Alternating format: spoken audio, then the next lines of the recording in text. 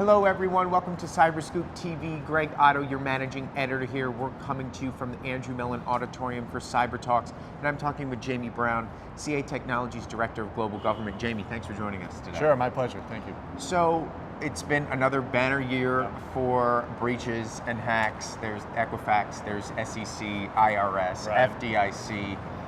What needs to change inside the government when it comes to the thinking with cybersecurity and how to defend against breaches like this? Well, I think, for one thing, there needs to be a much greater focus on incorporating security into the design process as government releases software, as they develop their own applications. Right now, it seems largely an afterthought and bolted on after the fact. That, I think, exposes a number of vulnerabilities in code that attackers can go after, and they have been. In fact, I think the Department of Homeland Security had cited that about 90% of recent hacks had exploited vulnerabilities in code and unsecure software.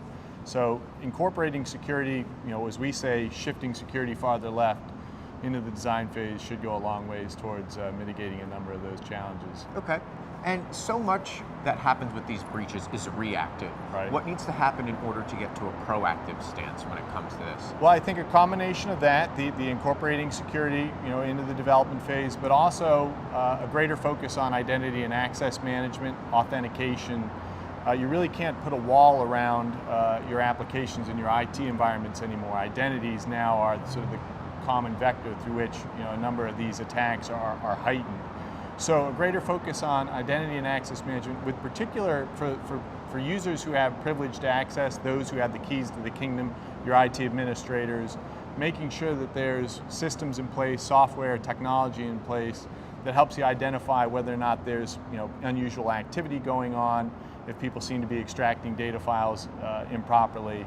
Having those portions, those technologies in place should go a long ways towards helping this. So another part of this is the human element. Yeah. We've heard a lot about a cybersecurity workforce shortage. Right. What can be done to sort of stem the tide there? Well, I think there are a number of issues there, and one in particular that we find very important is right now only 11% of cybersecurity professionals are women, and you're missing out on a massive part of the potential workforce there.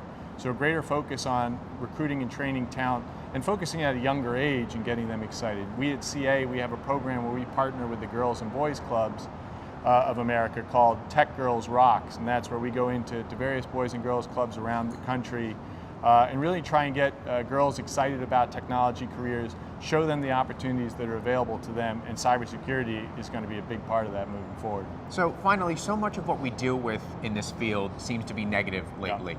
Tell me about something positive that is going on in this Well, field. I think we're actually pretty encouraged by some of the response that we've seen from governments, not only in the United States, but globally too. You're starting to see a greater focus on cybersecurity. You're seeing a greater focus on security by design and how do we incorporate some of these best practices, secure software development, both in particular in the US and Europe. It's very important that they get this right. You need to maintain flexibility so that you allow innovation to continue to occur. But this focus is absolutely positive, and we and other industry stakeholders want to work together with governments to make sure the policy is implemented correctly and should see some real improvements out of it. Great. Jamie, appreciate your insight. Thanks for joining us today. Thanks, it was my pleasure. For all of our videos, check out our YouTube channel, and for more on cybersecurity, check out cyberscoop.com. I'm Greg Otto. Thanks for watching.